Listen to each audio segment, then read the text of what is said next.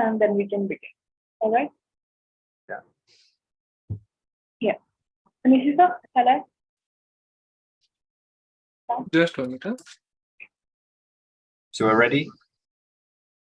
Yes, sir. Hello, everyone. Hello, welcome to today's workshop. My name is Prasad. Today we will be painting today we'll be painting quite a simple scene, which we have before me.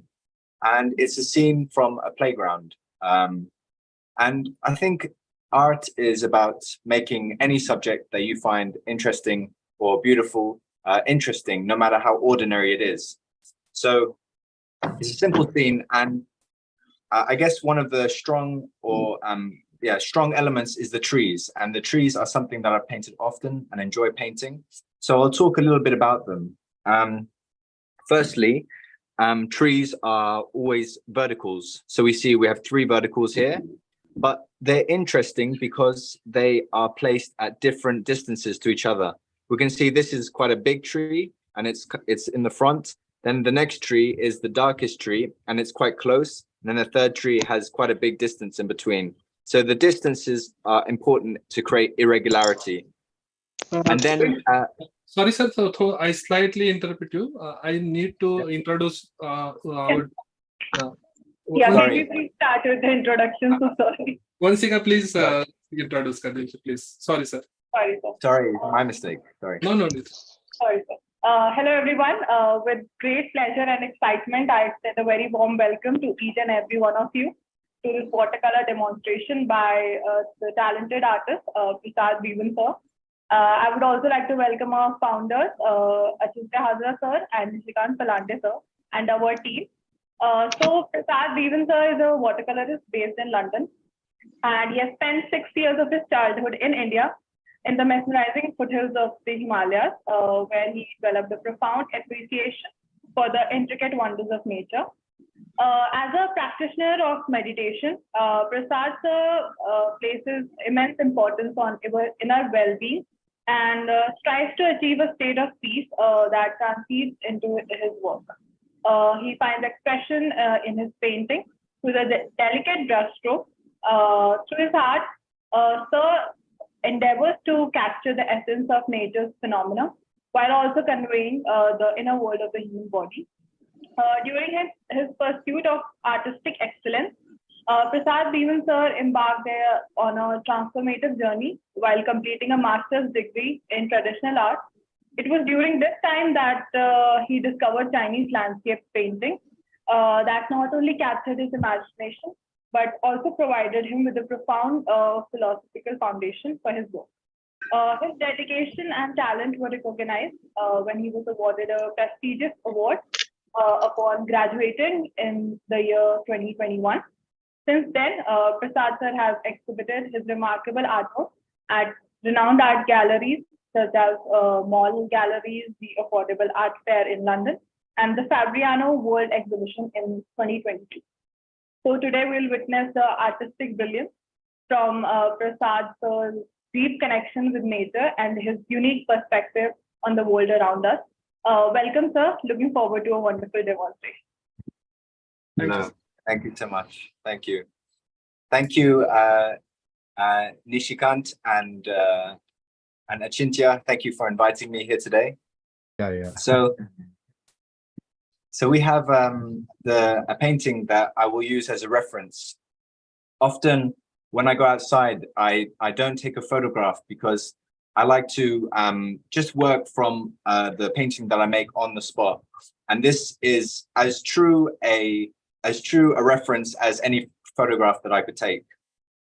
So here we have a scene from a playground. We have a figure, we have nature, and we have some abstraction. Actually, there's some buildings in behind and other things, but I'm not interested in that.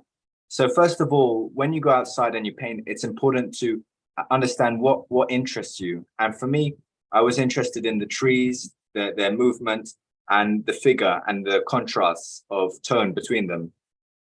And then in terms of design, irregularity is very important. We have trees, we have verticals, but they're interesting because they're at different distances to each other. This one is in the foreground, This one is in the midground and it's a darker tone. And then this one has a different length. There's a close length and then a long length, and it's further away. So creating irregularity in the distances is very important to create visual interest. I've also made a sketch. This is like what we call a notan. You can see there's many tones in this painting, but if we simplify it and if we get rid of all this light tone here, we get something like this, something similar. Here is this light tree here. So, and here's the figure. So simplifying your painting into just two tones like this can be really helpful to understand the composition, the simplicity, because it's very easy to, the most difficult thing is simplifying. And that's the job of when you go outside, there's so much information. So simplifying is the first step. Once you simplify your painting, then you can go into the complex again. So I think I'll start painting. So we have this reference here, and I'll begin. Okay.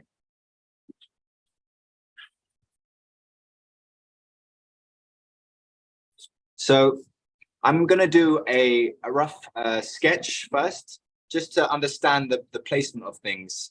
Here we have this bench. We have this tree in the foreground here, coming up. Then we have some leaves breaking it up and coming past there. And this goes all the way up. There's a branch like that.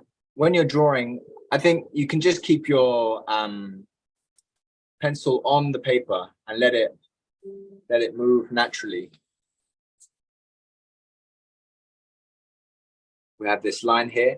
I like the way that this line starts here and then the bench starts here. So there's this kind of like a checkerboard kind of shape like that. We have this tree.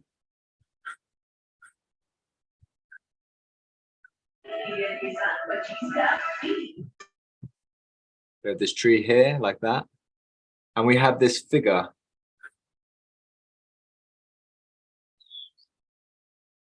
Something like that. So very simple. And then we have this tree coming down here. And then it comes across the painting there. And then these two shapes connect. So connecting shapes is very important. And connecting them while the wash is wet is even more so. And that's what makes it a watercolor. That's what makes it interesting.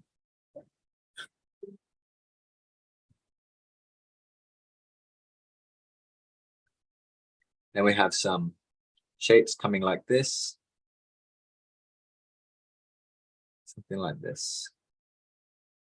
And there's some light spaces in there. So this is my rough sketch here. Okay.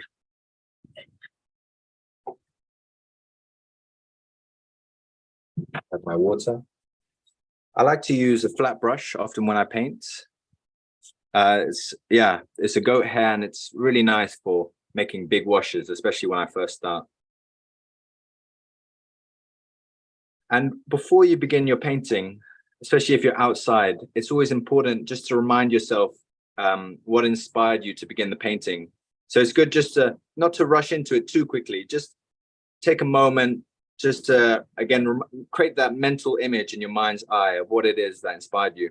And I'm trying to recall the memory of what it was that inspired me right now as we speak. I'm trying to remember the sunlight hitting the leaves, the noise of children playing on the swings, and the man silently contemplating the scene. So I'm trying to slowly recall all this, and it's so important to have this feeling inside as you're painting, because it gives your painting a reference beyond what you visually see. It gives a taste, a smell, and all of this, it just comes through into the painting.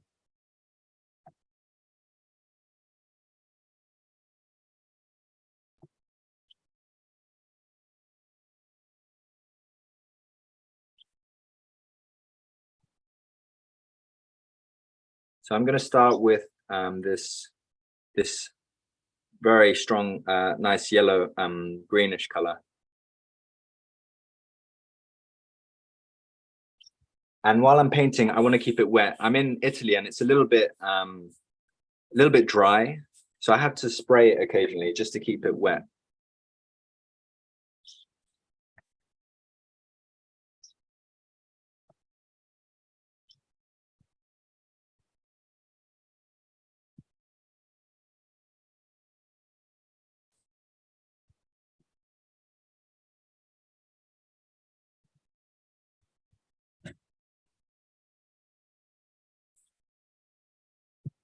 What I learned from the Chinese landscape painting is a lot of the Chinese landscape painting is based on the brushstroke.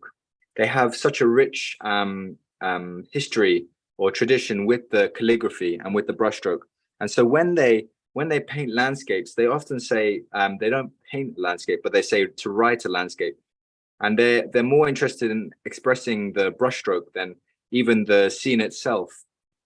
And so when I'm painting, I like to kind of express the brushstroke with fast movements. I'm just leaving some white spaces there for the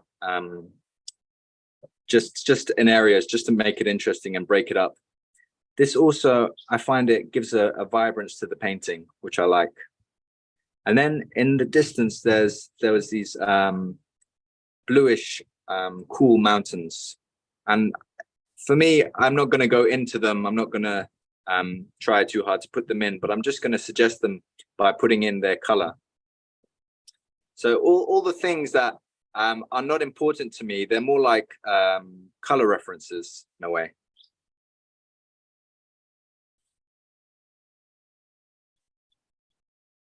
You see now I'm connecting all the shapes.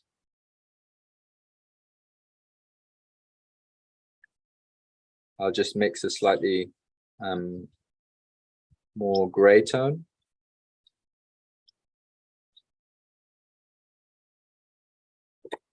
And I'll tilt. I like to work flat, and a lot of Asian artists do that as well. When I say Asian, I mean Chinese artists, and I've seen them paint with it more flat. And I like it because it almost gives less control, and things can happen that you wouldn't expect. And this tree here. Sir, generally, which paper are you using for most of the time?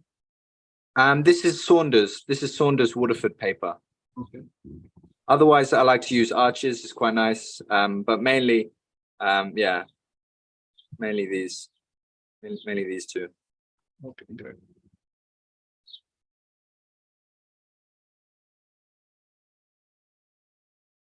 So you see, I'm connecting all the shapes. And what we're left with is just one wash of light color hues.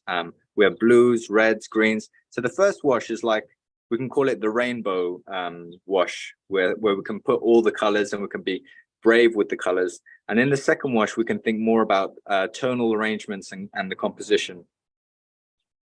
And already some areas are starting to dry. I also like to work with it flat because different areas dry differently, and that makes interesting edges.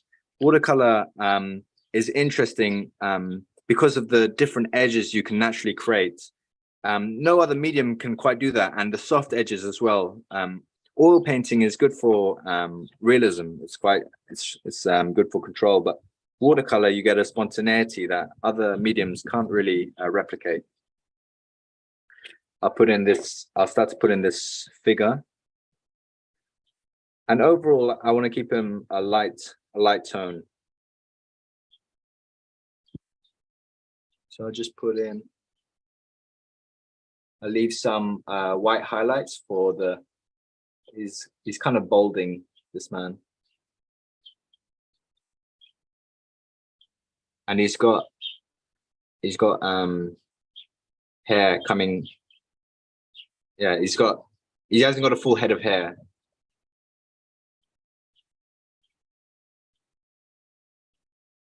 So I just mix a dark color, and while it's wet, I put in this.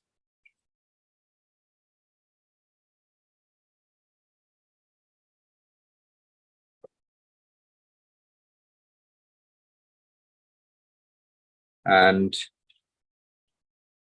I can also mix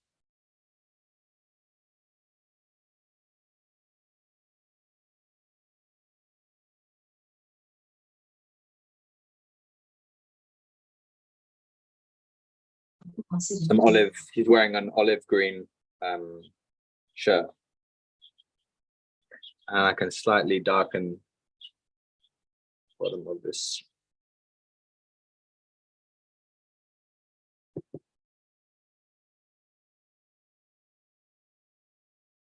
And while it's wet, I'm going to put in this tree here.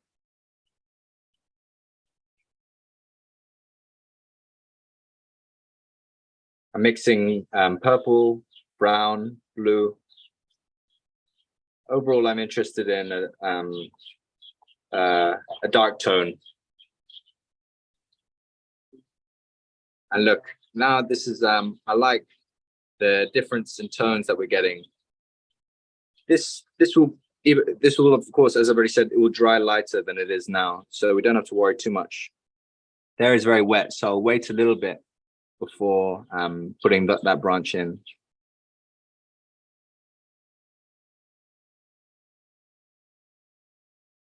For me, art is interesting, the idea of the unknown.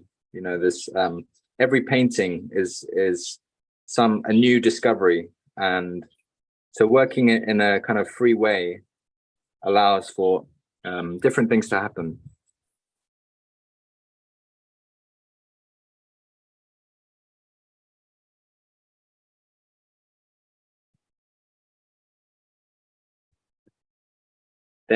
So we have dry and wet, so it'll make an interesting branch because of the difference.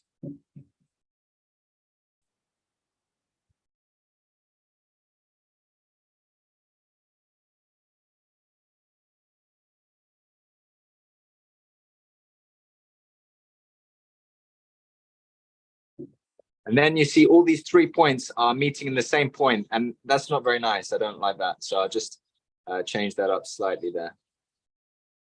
And that's more interesting. So everything should be kind of irregular. And that's what reflects nature. Nature is irregular. It's beautiful because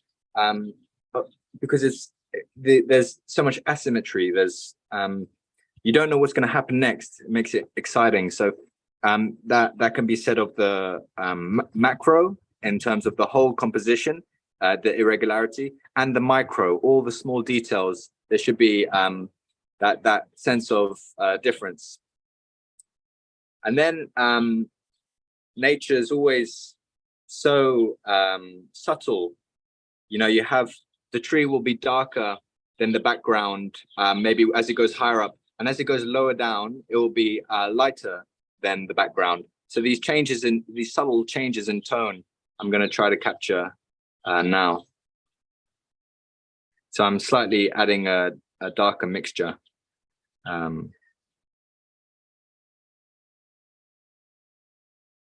then I can just come in and suggest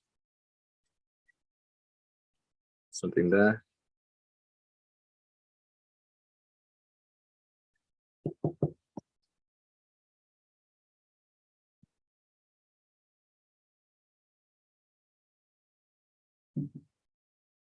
Okay. Up to you, sir. There are some questions in the chat box about Chinese landscape painting. So can you please elaborate about it a bit? Sorry, can I? Elaborate about Chinese landscape painting, like you mentioned about it. So, okay. Yeah, I mean, Chinese landscape painting is at its essence spiritual. It started, you know, first they'd paint Buddha in the Buddha. First they'd paint his proportions, and then it came to Buddha sitting in a cave, and then it became about painting a landscape until you could see Buddha in the landscape. So even though they're painting a landscape, it's still fundamentally a spiritual journey. And at the root of Chinese painting spirituality is, well, Confucianism. There's Confucius and Taoism. And Taoism, you know, with Taoism, you have the yin and the yang. I'm sure you've all seen the yin and the yang, but I'll quickly show it to you here. And I think it's a nice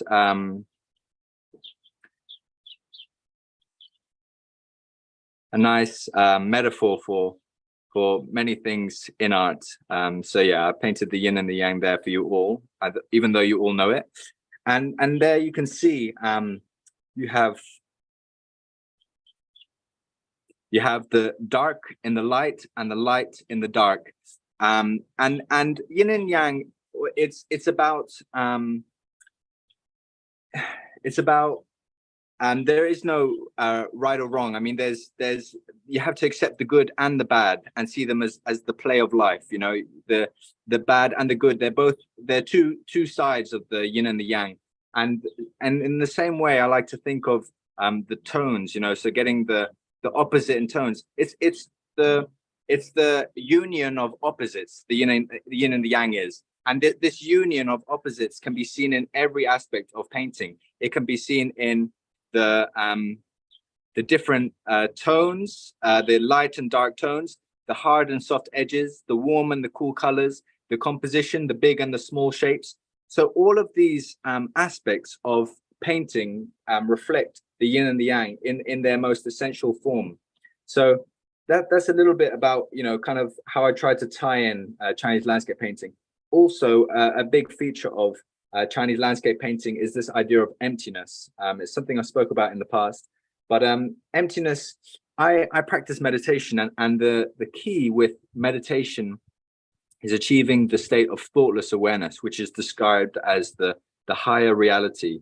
And so this emptiness in Chinese landscape painting reflects this sense of thoughtlessness, this state of awareness. And so we don't have that so much in the West, this idea of emptiness. You know, in Chinese, in painting, you know, you paint everything you see, and everywhere there is something. There is the sky, there is grass, there is always something everywhere. But in Chinese landscape painting, they leave the white space of the paper, and that's a really beautiful aspect of it that I like a lot.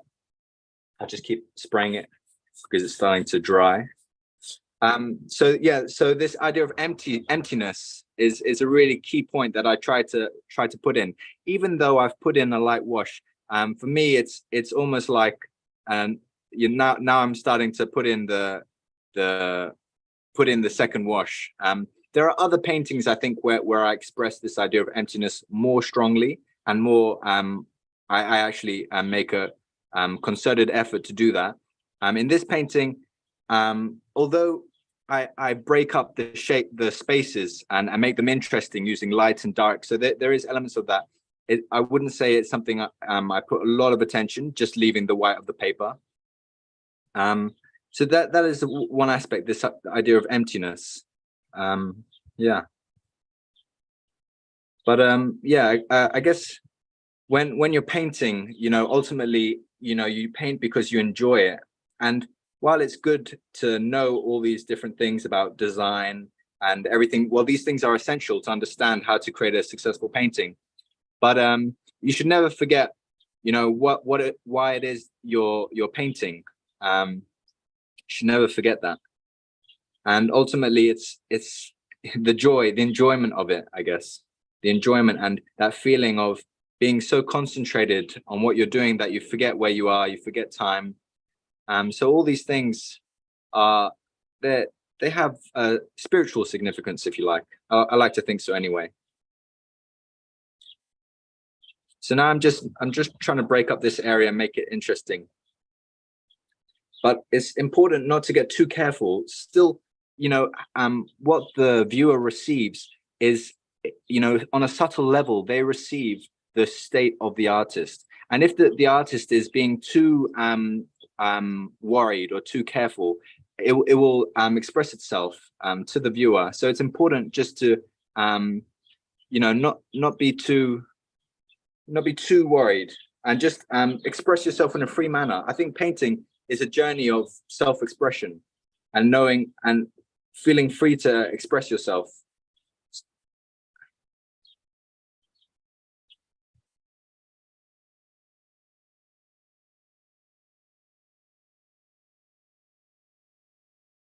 Just bringing that darkness slightly in there.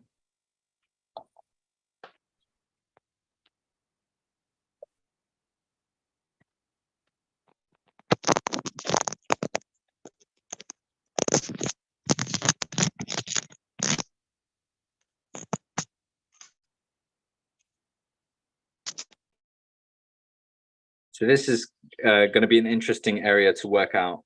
It will need a little bit of time for me to do that. Let's move on. It's also important, I'm just going to change my water as well.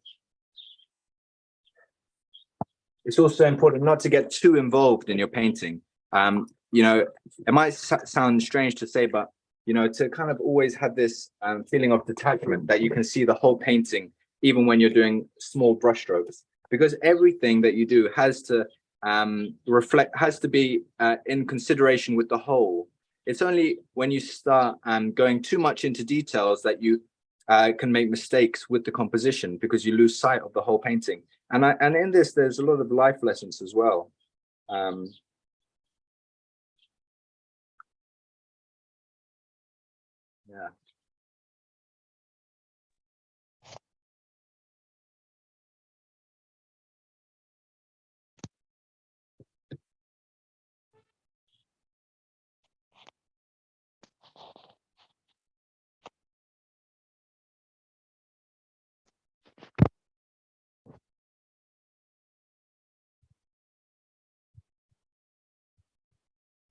So there's this tree here.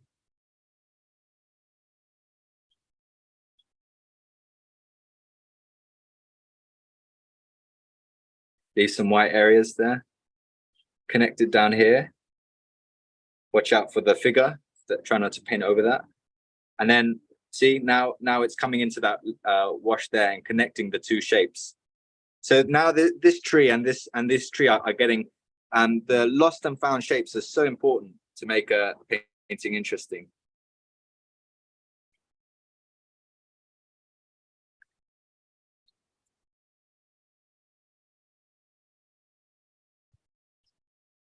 Okay.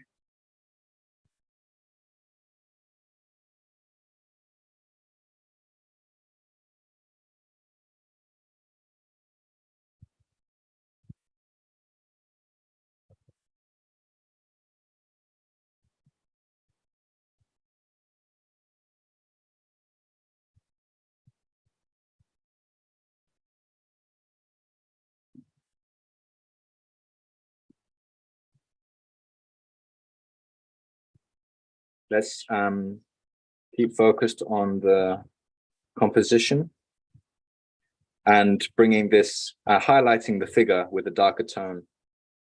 So I'm just bringing some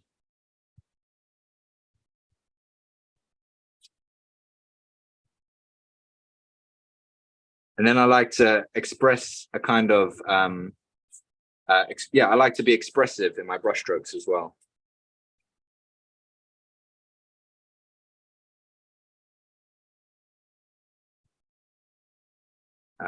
And then some branches are too obvious, so they need to be broken up slightly like that.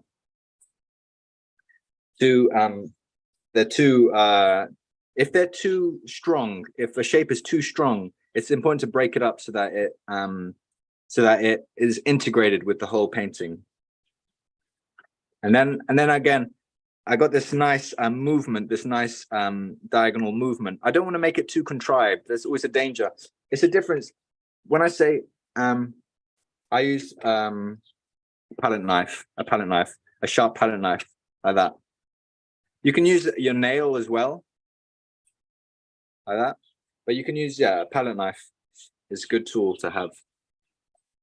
The danger when you come into the studio is in being too careful sometimes, and you lose that feeling of freshness that you were able to achieve when you were outside painting. So to try to keep that is important.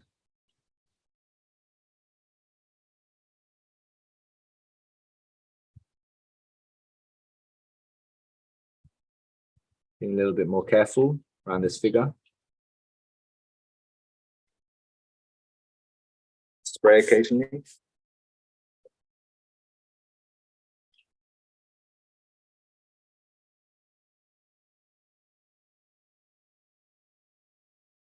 I'll put in this area here.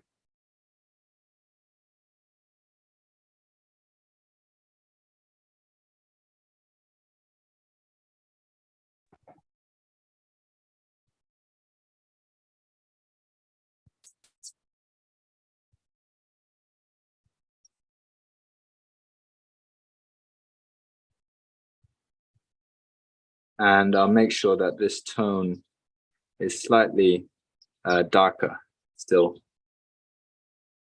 Like that. And there's a nice white line of the highlight there.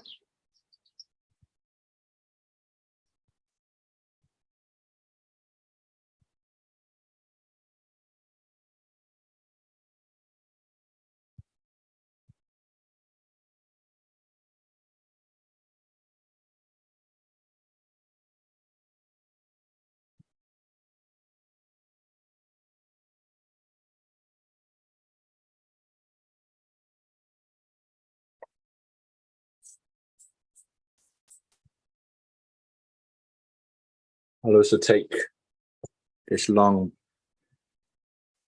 one. This is really good for just making branches, very suggestive. And one thing I really like to do is express this essence of this light and dark with the branches. So you see, it's light in the dark, and then dark and light. So you see this branch here, it cuts through the tree and it becomes a light shape. But then in the light shape, it becomes a dark shape. So this opposites and tones can be seen and manifested in so many ways.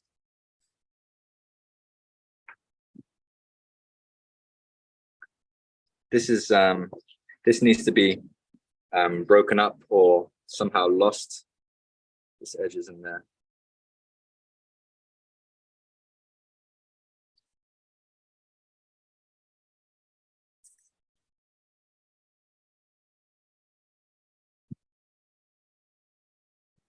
And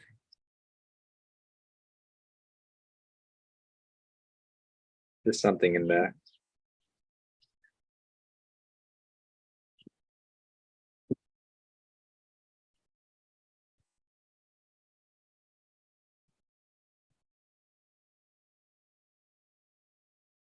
Just to break up that area slightly because it needs it.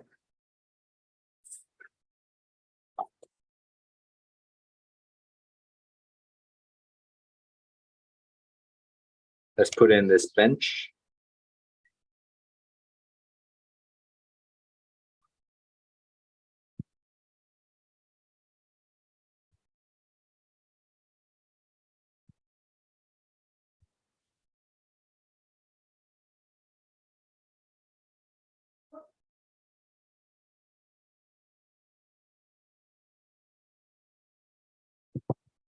And I'll lighten the tone just here.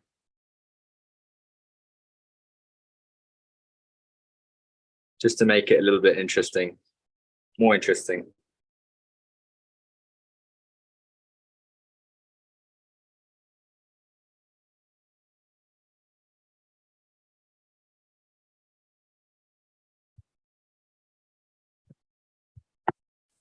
Maybe I can lose this edge here.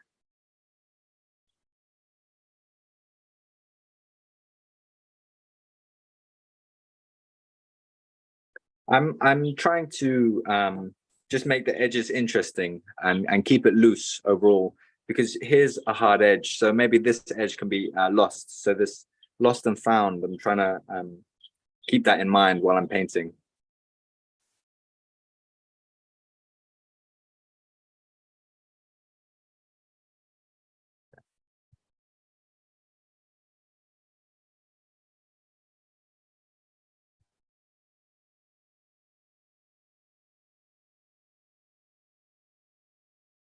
And let's darken this just here.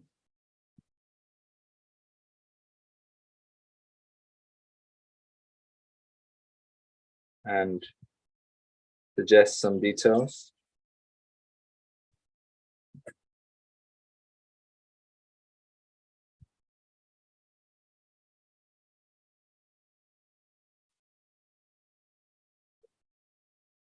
And slightly darker just here.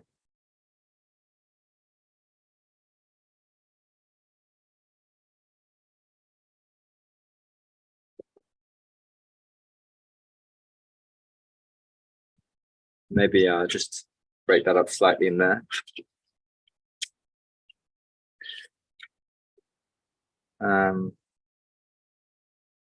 That's all dry.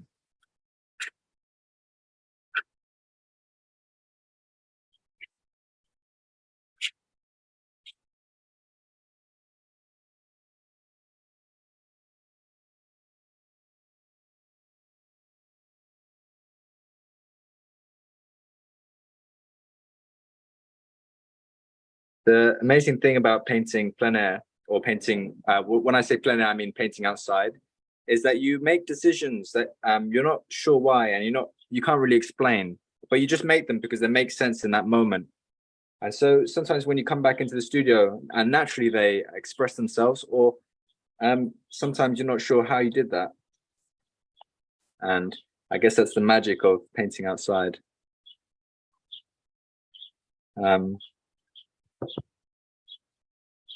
Maybe I'll just lose this edge in there.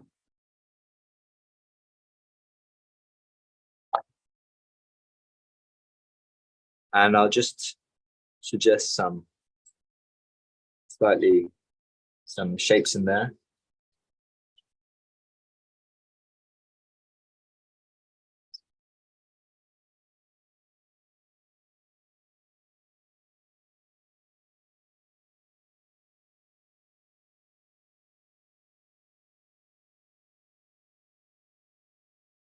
Okay.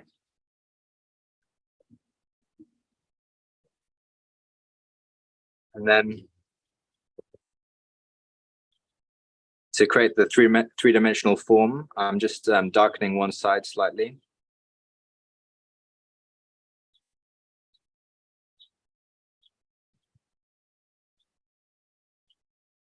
And adding a little bit of suggestive. It's a poplar tree, so it has all these interesting bark, the shapes on it. And I can slightly come in with this side here.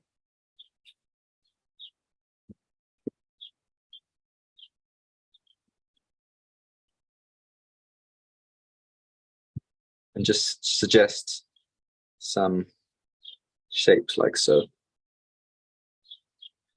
Soft and hard edges, that's a little bit too strong. So I'll just use tissue to wipe it slightly. Even though when you look at the tree that you can see so many of these, I don't think you need to put all of them, just a few to suggest. It becomes too much otherwise. And then here we have some gaps in the darker background here, so we can suggest that the tree is in front of it by darkening it just there.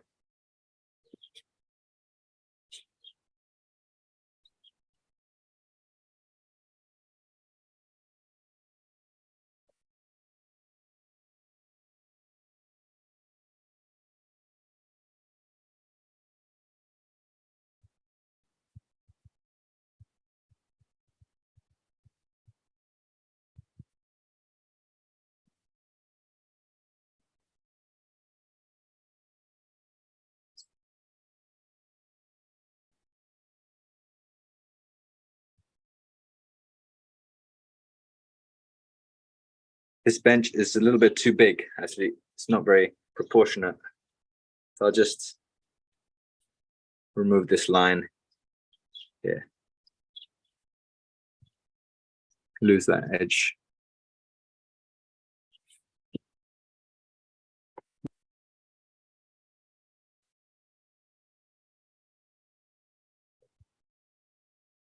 For mixing dark tones, I would just suggest cool and warm colors. So brown and blue is a really great go-to, because you want to choose a darker tone which complements your lighter tone. So if you have a cool lighter color, then a warm darker color might complement it quite well, and vice versa.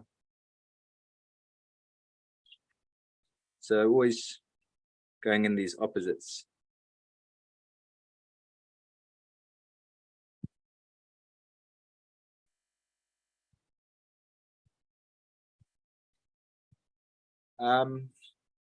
And yeah, I think can't do too much more.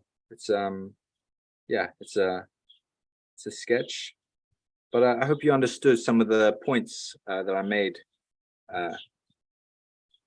and why I did certain things, and my thought process while I'm painting, because that is more valuable than the techniques or anything else. And just put a Yes, so definitely. There are a lot of comments in the chat box, and everybody enjoyed this. good. Okay. Yeah. So the basic structure is there, and I wanted to, in an expressive manner, just capture the feeling of the day and create interest in edges and tones, and give something for the viewer to hold on to. You know, a tree, a figure. So this play of edges is really good for integrating a painting, holding the viewer's the eye, and then losing it again. So this play of capturing the attention and then letting it move around is really fascinating for me, and can be expressed through edges. Yeah.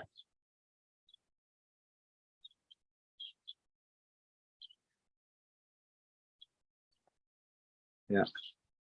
So yeah, that's the painting. That's the lesson of today. I hope you enjoyed it. I hope you found something useful. Yes. Thank you so much. Super. As we come to the end of this beautiful watercolor demonstration by Prasad sir, I would like to take a moment and express a gratitude towards him. And it was a beautiful demonstration. The way he explained every bit of it, it was incredible. And I would also like to thank our founders, whose vision and dedication have brought us to this incredible event. And thank you so much, sir.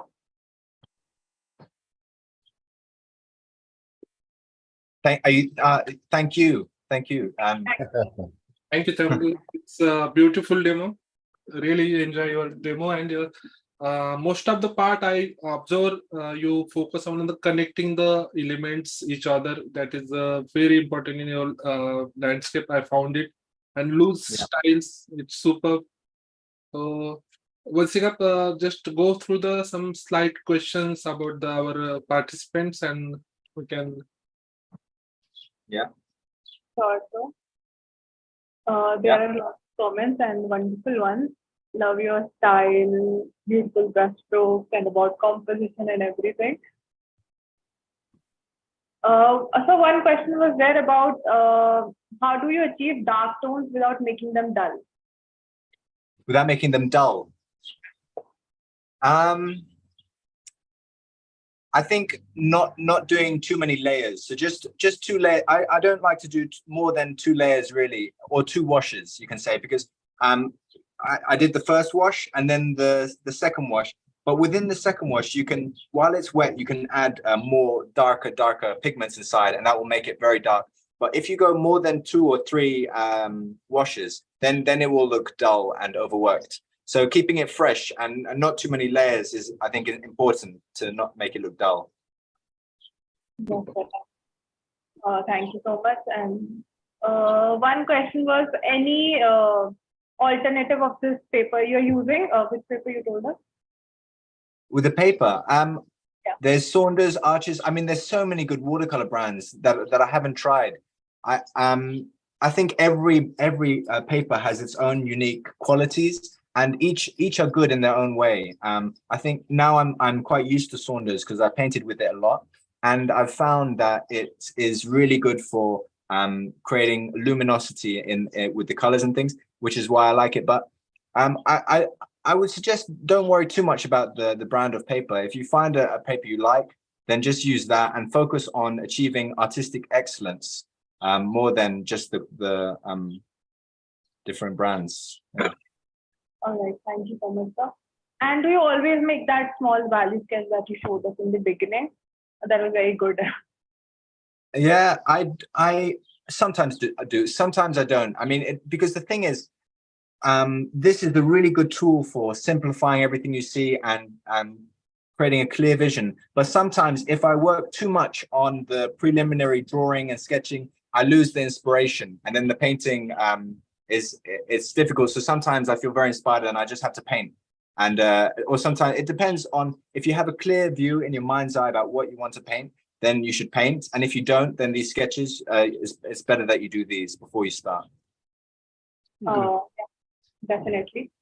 Thank you so much, sir. I think we should wrap this up. It was a wonderful session, and the way you explained it and the simple composition, and it's looking very beautiful. And as Nishita said, you were trying to connect the different elements in the painting, and it turned out to be very beautiful. And we all are very thankful that you gave us this beautiful demonstration. Thank you, sir. Thank you so much. Thank you. Thank you so much. Thank you. So thank you. So much, everyone. Thank you. Thank you. Thank you very much. Bye. Bye bye. Take care, sir. Bye-bye. Bye. Thank you. Bye-bye.